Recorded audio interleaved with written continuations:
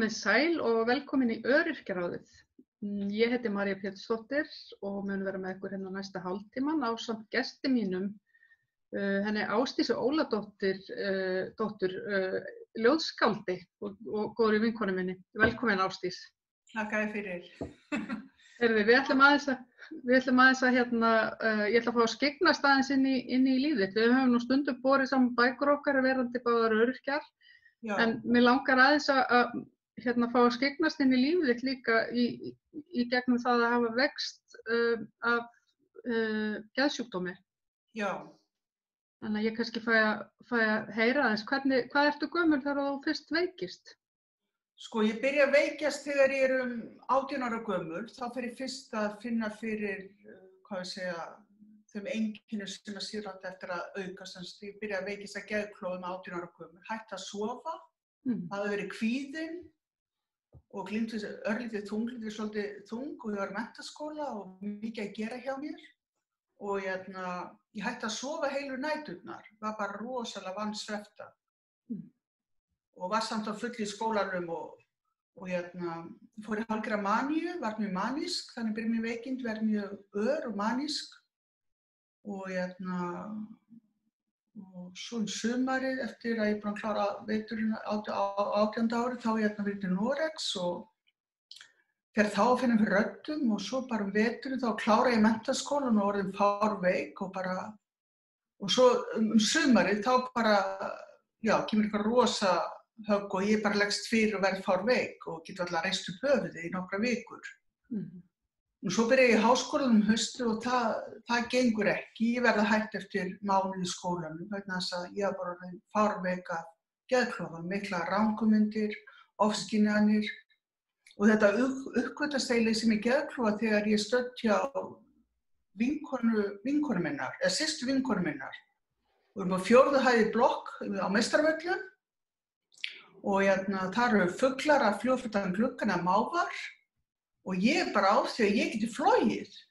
Og ég ætla bara að opna salhurðin og fljúga með mávana. Og þá bara, Ásdís, hvað ertu að gera? Spyrja þær og ég segi, ég fara að fljúga og ok, róaði við hann. Þannig að þá var bara náði símaskrána og farið að leita að geðlækni. Þannig byrjaði það. Og ég fyrir geðlæknis og hann álíti mig að vera stresssjúkling. Og því varst á svefnleysi sem var rétt en hann var ekki að gera greinir geðklofa. Það var bara streita og ég dældi á dísipann og svefnlyf. Það var bara dælt hann við svefnlyfum og dísipann. Og ég bara rótast, get ekki hreyft mig í nokkra vikur. Bara ligg fyrir og bara bara í þoku allt saman, bara sef heldur betur. Þannig að ég bara slegið niður. Bara skotið niður þannig? Bara skotið niður, já. Og samt ég ennþá bara fárveik. Ég ekki komið lausnin á mínum veikindum. Og svo bara einn daginn, þá talar góð vinkona mín við mig og segir bara Ásdís, hendi þessum helvitis pillum, það að drepa þig. Og ég geri það, hendi þessu og einhvern veginn tekst mér að rjúka lappir eftir lón og dón, eftir dúk og disk. Og fer það vestur á Firði, á Flateyri, Völundafjörð og þar. Og fer að vinna í kaupfélaginu þar, ef maður rétt. Og það gengur náttúrulega ekki neitt. Ég bara þrælveik og bara send með sjúkraflugi suður. Og ekkert gerist og enga lækningu fæ ég.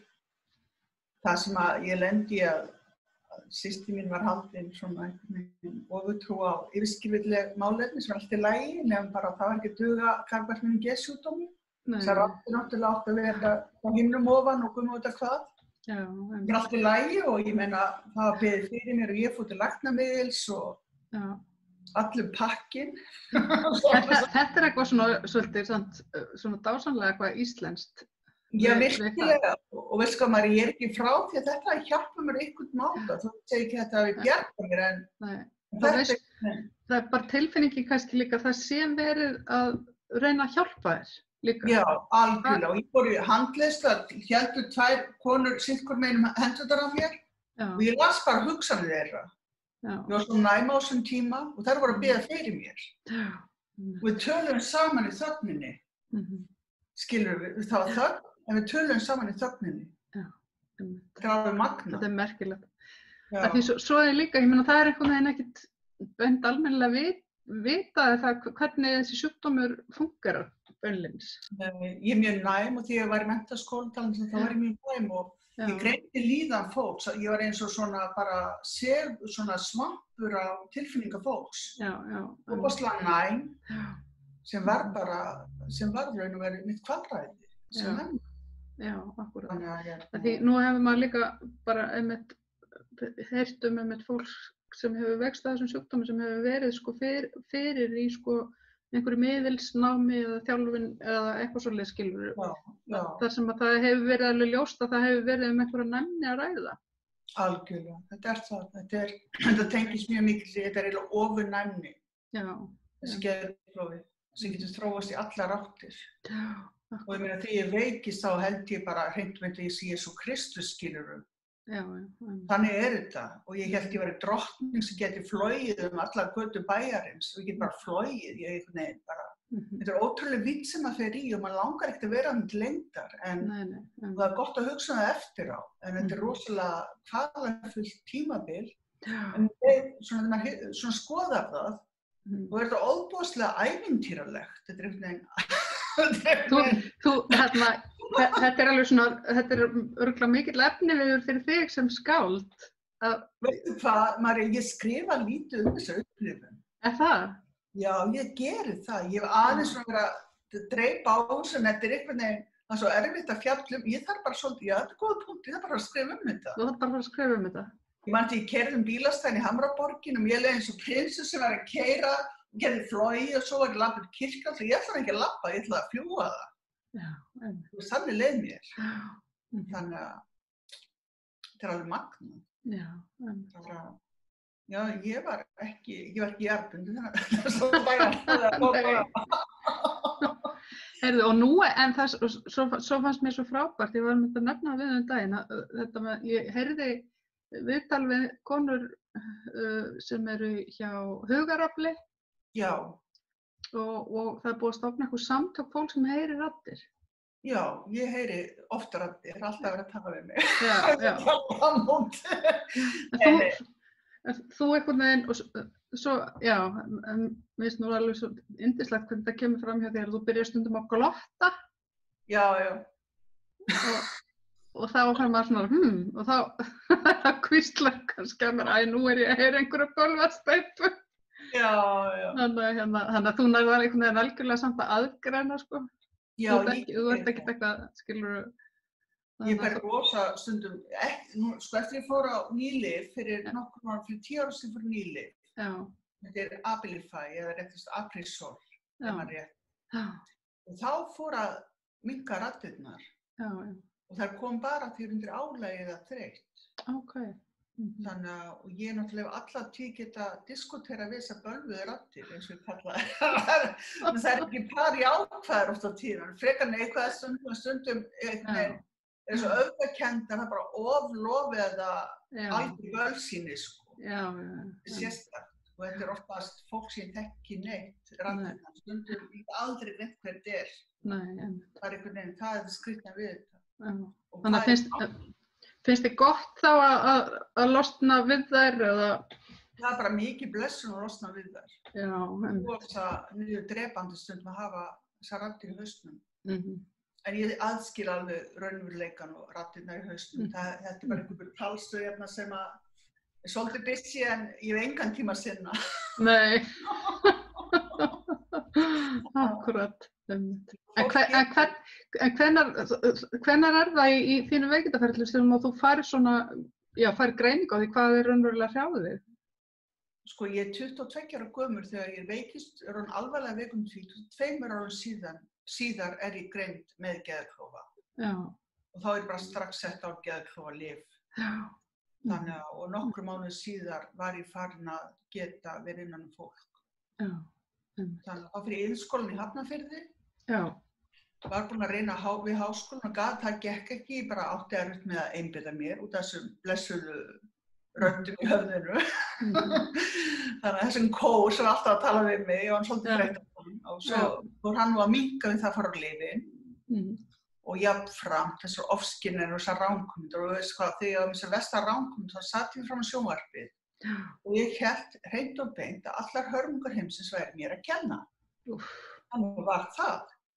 Og ég var bara lost að horfa á fréttirnar, þetta var bara allt mér að kenna.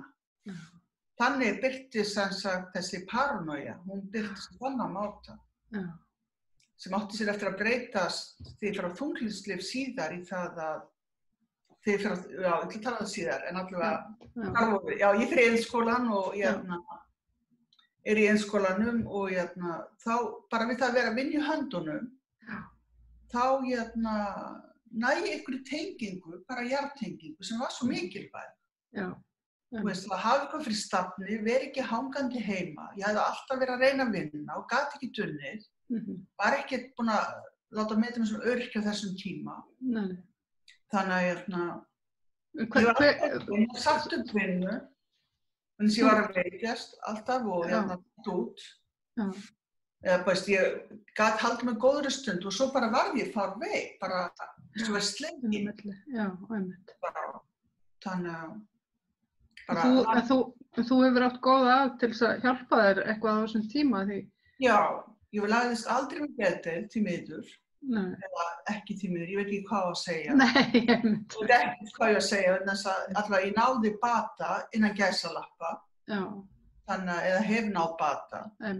Hvort það hafi ekki með geðdeild að gera eða ekki, allavega ég átti góða móður og föður og þau bara hjúkraði mig því að það var sem vest í mínu veikindum. Þannig að það lenti á þeirra herðum. Og þess að áhyggjur af mér, þau gátu aldrei deilt þessu með nokkru manni. Það var ekkert þá í geðheilbrigðiskerfinu sem að bauð upp á það að þau gætu létt af sér við einhvern stuðningshópi eða eitthvað annað slíkt. Það var það bara ekki til. Og ekki fyrir þig kannski heldur, sem bara geðhvarfasjúka unga konu? Sko, þegar ég heyrði því sem ég geðklofa, þá fekk ég bara lost. Já, þú var náttúrulega bara... Þá var ég bara lost, já, og ég var búin að heyra svo mikið, svona, hvað ég segja, svo ömurlegt þennan sjúkdóm. Það var ekki ömurlegt sem hann talaði þegar þessi sjúkdóminn bara góma. Já, einmitt. Þannig að ég var fyrir áfalli. Já. Þegar ég fekk greininguna. Já. Bara virkilega áfalli. Þannig að þessi fornu tvö andlit Evu og það var bara mikla ranghugmynd sem maður alltaf sama manneskja, maður bara glíma við helvíti. Eða himinn og helvíti, þetta einhvern veginn bæði sem maður að glíma við. Þetta hefur ekkert með tvö andlit að gera, maður alltaf sama manneskja, þegar maður veikur, þá maður í annarlegu ástand, þá maður raun og veru ekki maður sjálfur, maður þessi veika manneskja. Þannig að það hefur ekkert með tvö andlit að gera. Maður veikur, þá maður veikur, þá maður ekki maður sjálfur. Það var svo langt frá því að vera hans eigin ego eða hans eigin manneskja. Manneskja sem maður hún hverfur. Og svo bara vildi ég alltaf halda þessa mannesku sem mundi eftir. Og ég dró mig alltaf nær þeirri mannesku sem mundi eftir. Skilur, ég var einhvern veginn bara lost. Skilur, svona einhvern veginn, hvað maður segja, maður hverfur einhvern veginn, bara rosalega veikind og svo bara með því að vilja endalaust bara ná bata, það var markmiðið. Gera allt sem gæti þessu lífi til að ná bata. Hætta að vera með þessar ranghugmyndir, hætta að liða svona illa, hætta að þessar raddir, reyna að fungera í samfélagi, þetta átt samræðu við fólk. Líf mitt bara snerist það að ná aftur taki á umheiminum, þessum raunveruleika innan gæsalappa. Þess bara raunheimi. Vera þar stödd en ekki í einhverjum eigin heimi fjarri öllum annað byggðum, raun og veru, en þess maður alltaf einn í þessum skelfingar heimi sem ég kalla sko. Skelfingar og hvað maður segja, gleði heimi. En þessi upplifun að þessum veikindum var engin gleði, þetta var mikil ógleði. Já, mikil ógleði. Já, einmitt. En ég skil alveg, og ég skil mjög vel að þú hefði fengið sko sjokk, af því þetta svona einmitt, það svona, þetta einhvern veginn, ef maður svona raðar geðsjúkdómum og geðröskunum upp, að þá þetta svona, það sem allir halda sér svona the ultimate bara. Já. Geðveiki, að ef þú ert þarna þá bara út þig liggur við, sko. Algjörlega. Og auðvitað náttúrulega einhverjum sem bara mjög erfitt með að fungera að hafa illa náð sér af geðklofa, eins og bara, ég meina það alveg svo bara með minn sjúkdóm sem sko líkamlegur fyrst og fremst að það fólk sem mikið veikara heldur en ég og hefur bara, á ekki 7 dagana sæla, en það alveg hægt að ná sér. Algjörlega. Ef mann haustum með gott stand, þá þetta hægt. Einmitt. Það allt hægt þegar maður farin að fókusera, maður hér, ég hérna í þessum líkami, ég þessum haust, þannig að ég hér, þannig að, veist ég, það var alltaf markmiðið.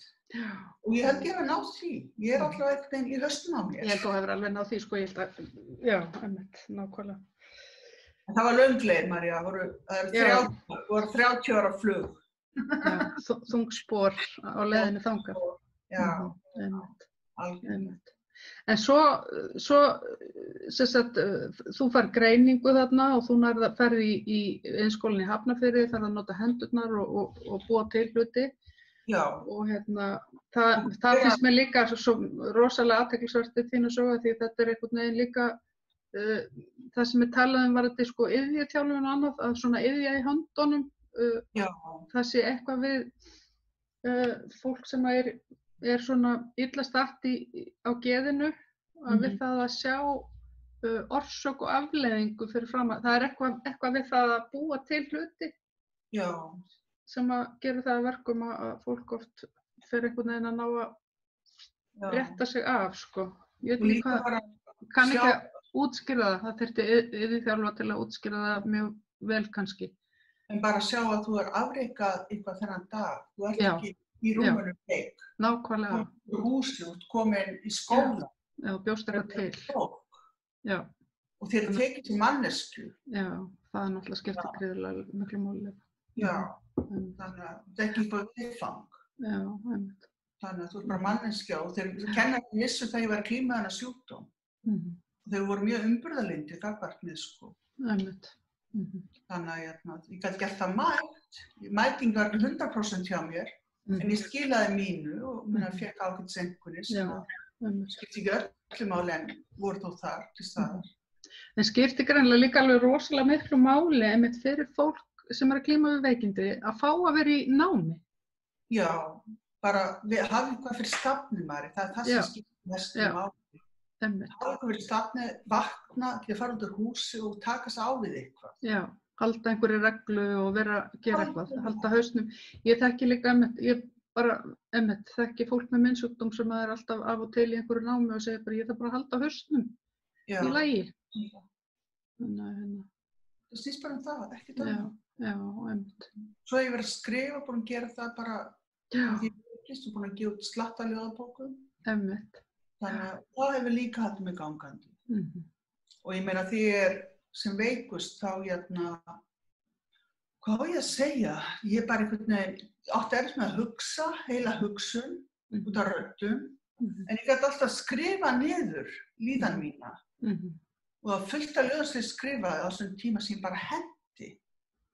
Sem að voru svo mikið vanlíðan í og svo bara það sem byrti, það var bara það sem voru svona pósitífa tilfinningar. Ég gat ekki búið fólki upp á allt þetta var í gangi, ég bara gerði það ekki, sko. Það var svo bara, svo erfiða tilfinningar, ég byrði fólki ekki upp á það, sko. Þannig að, já. En svo má líka segja að ég hef skrifað mig einhvern veginn inn í birtuna úr myrkrinu. Ég ætla líka á þannig, ég hef skrifað frá myrkrinu inn í birtuna. Akkurat.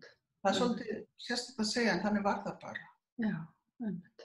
Svo þegar hann heilsaði til, svona gæsalappa, þá er ég svolítið skrifin í myrkrið aftur. Skilurðu, þá er myrkrið komið aftur og þá, veit ekki af hverju, en þá komið fram í sumum ljóðum svona myrkur, mikið myrkur. Já. En þá er ég bara að glíma við þessa reynslu, að vera að glíma við þessa erfiðu reynslu, skilurðu. Það er svolítið svona vaxla einhvern veginn í hugsun, bara að vinna úr erfiðleikurum með því að fjallum þá þegar maður er með heilsunni í lagi en að gæsalappa. Já, skilurðu. einmitt. Maður þarf að vinna úr þessum erfiðleikum á einhvern máta. Já. Þannig að það er bara svolítið þannig. Já, einmitt. En svo þegar þú ert komin á örorku og annað, þá ertu líka að glíma við bara þetta, eins og við höfum stundum talað einmitt, hvað það getur verið hamlandi og bara fjárhagslega erfitt og þú sagði mér einmitt að geðheilsunni hafi bara hrakað við það að þurfa að reyna að lifa af örorku sem bara náttúrulega bara basically ekki hægt, sko. Algjörlega. Veistu hvað, maður get sagt þér eitt og það er ljótt að segja, en meðan ég var að klíma í veikindi, var sem veikust og var í iðnskólanum, var að reyna að vinna, það leið mér miklu betur eftir ég var sett á örorku. Það því að vera sett á örorku, og ég satt ég heim og gerði ekki neitt. Þannig voru mér fyrstu ár. Satt bara í þunglindi heima hjá mér, það var ekkert sem kom. Þetta ekkert gert. Þú veist, hvað átti ég að gera? Þannig að örfáa krónur á milli handana og gat ekki gert. Þú veist, þetta var bara rosalega einangrun. Já, einmitt. Þannig að maður fengi ykkur úrræði, bara stelpa. Við skulum hjálpa að komast í háskóla, við skulum hjálpa að komast í skóla, við skulum hjálpa að gera þetta, við skulum vera svona stuðið í baki á þér, hjálpa að komast í gegnum þetta, hjálpa að komast út í lífið. Og var ekki nein aðstoð að hafa. Nei. Það var ekkert sem ég var í boði. Nei. Það var náttúrulega ekkert virk í gangi og virkar svo sem ekkert kannski svo æsti að taka sko öryrkja og aðstofa þá út á vinnumarkaði út í lífið. Heldur þeir eru náttúrulega fókuseraðir á bara fólk sem á vinnumarkaði og veikist. Veistu hvað, ég var veikari, María, við þá að fara örorkubætur heldur en að vera án örorkubóta. Það er ljótt að segja það. Það var einangrunin og var til þess að ég var mjög þunglind. Ég var svo einangruð. Þannig að það var ekkert sem kom. Það var ekkert sem að engin bjargræði. Það var ekkert í boði. Þannig að ég hrundi í þunglindi í nokkur ár. Og sett á þunglindispillur ofan í geðklofalyfin og þá var ég ennþá veikari. Við erum í dag það eru komin náttúrulega þessi úrræði eins og hlutverkasetrið og það sem myndist á áðan, hvað heitir það? Virk? Nei, og hitt þarna hugarafl. Þannig að það eru svona það eru svona komin einhver úrræði fyrir fólk þannig að það einangrist ekki alveg, en þetta var náttúrulega ekki til fyrir nokkrum árum. En svo bara ég fer síðan í háskólan 90, 2000, 2016, 2014 fer ég í háskólan og við það fer í háskólan þá jókst svo, hvað ég segja, sjálfsöryggið. Innan fólk vera að gera þetta bara eins og ég gerði upphaflega því ég veit var í iðnskólann og fara í háskólann 25 árum síðar eða 20 árum síðar og einhvern veginn bara gjörbreytt minn lífi. Ég var öruggar, mér leið betur eigin skinni, mér fannst ég ekki vera úrrak, að upplýsa sig sem úrrak. Bara á enga peninga, en ég maður þá þóst vera námsmaður sem átti enga peninga. Það er alltaf að þykjast því. Það þykjast eitthvað. Það maður bara skítblankur, maður hefur ekkert milli handar, maður öryrki. Jú, það er bjargræðið sem að ríkið hefur handa fólki sem að glíma við veikindi. Það því að þú ert veik á Ísland, það hefur ekkert milli handana. Þú ert ekki leyft í nokkurn skapaðan hlut. Þú er búið upp á fátækt, þú er búið að eymd, sult og volæði. Þetta er bjargræði stjórnvalda. Og stjórnvöld eru jú við, María. Við samfélagið býr þetta til og við samfélagið þetta. Við séum kosið alla flokka heimsins sem eru búið á Íslandi. Allir hafa verið með bara þvílík lofræður að bæta kjör öryrkja. Ég sé krónu hækka eða stækka í mínum vasa. Það er ekkert breyst. Það er allt sama helvít sem eru búið upp á 20 ár. Þetta er ömurlegt. Já, þetta er ömurlegt. Bara sorg. Gjörsamlega ömurlegt. Já, þetta er ömurlegt. Vegna þess að almenningur þessi þjóðfélag vill ekkert hafa þetta svona. Nei, það er nefnilega málið, því það hafa alveg verið gerðar rannsóknir á því, svona kannanir einhverjar á því hvað fólk vill og það fólk vill almennilegt velferðarkerfi og fólk vill almennilegt heilbrigðiskerfi og fólk vill ekkert hafa þetta svona.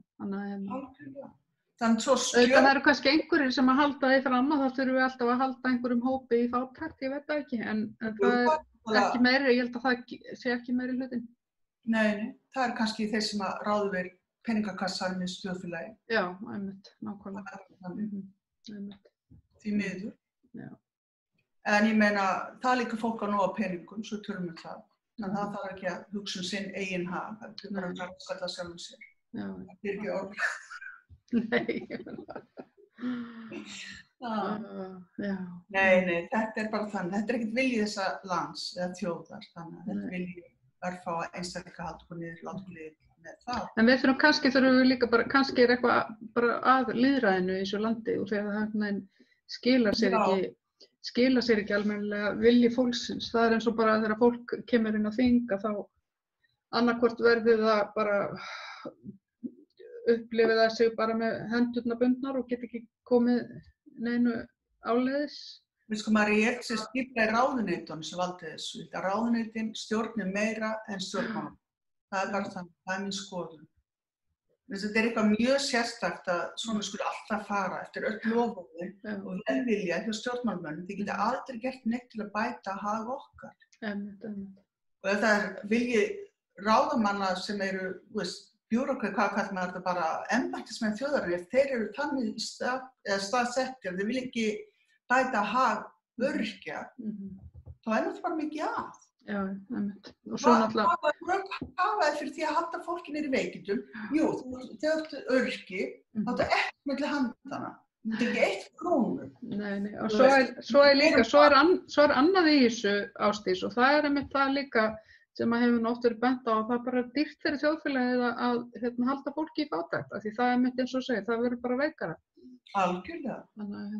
Og veikindi kosta þjóðfélagið. Ég meina fólk þarf að taka meiri lyf, fólk bara fer að glíma við ennþá meiri veikindi. Já, það er bara staðið. Það hefur enga bjargir. Hvað er margir öryrkjar í landinu, María? 17, ég þori ekki alveg að segja töluna, en það er eitthvað 17.000 held ég. Já, það var rosa mikið. Já. Og það verður að minnka þessar tölur með því, til dæmis að hjálpa fólki að komast út í atvinnulífi, með því að mennta það. Já, þurfa að vera, og það er annað í þessu sko, einmitt, sem að þegar þeir voru að reyna að innlega starfsgetumati og allt það sem ég var nú alveg rosalega mótfallin, að það er ekki til störf og það er ekki gert ráð fyrir öryrkjum einhvern veginn út í atvinnulífinu. Það er einhvern veginn, og svo sjáum við erum einhvern veginn strax byrjuð að sjá það núna líka, að svo þegar verður atvinnuleysi sko, þá erum við fyrsti hópurinn til þess að byrja að missa vinnun okkar líka. Já. Þannig að það þarf náttúrulega bara einhverja risa hugarfarsbreytingu hvað þetta var að líka sko. Já, þetta er bara skelfingar ástand sko. Já. Og líka bara eitthvað fólk er pínt til að lifa á engu. Mér finnst það vera svona, þetta er bara þjóðarskömm. Já. Það er ekki til að vera stolt af, ég er ekki stolt af Íslandi.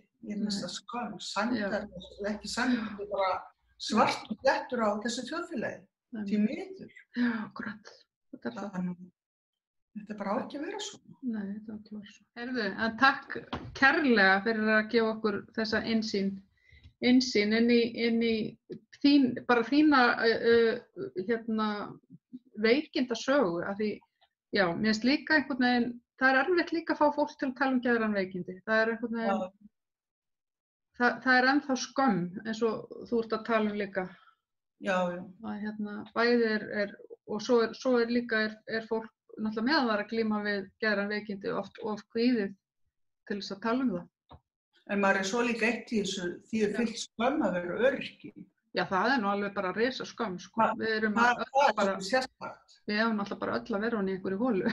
Og veistu, það er svo bara smátt þessu samfélagi þegar samfélagsmiðlar reyna að hjálpa fólki sem áður að stríða. Á sama tíma skulle fara að skamma sig fyrir þetta. Já, það er náttúrulega bara út í hróa. Okkur ítt út í þessu skömm. Já. Það er fáránlegt. Þessi bara, nei, ég er stolt af þessu samfélagi. Þú ert komið svelta og ég er samt stolt af Íslandingu svo að gefa mér brauð að borða. En við erum líka partur af því að tala þetta líka, við ætlum ekki að skammast okkar neitt. Nei, nákvæmlega. Við völdum ekki að veikjast, við völdum ekki að fara þessa leið. Nákvæmlega. Herðu, já, eitthvað sem þú vilt segja svona lokum? Við erum, held ég, bara svona falla á tíma. Ég veit ekki, hvað skal segja. Ég veit bara að maður heldur áfram að berjast. Já, maður bara heldur áfram að berjast. Það bara þannig. Þannig, en ég þakka þér alveg innilega, Ásdís, fyrir að koma og spjalla við mig. Takk sömuleiðis. Og svo sjáumst við síðar. Og ykkur áhorfendur þakka ég samfylgdina og minni á Facebook síðan okkar Öryrkjaráðið. Takk.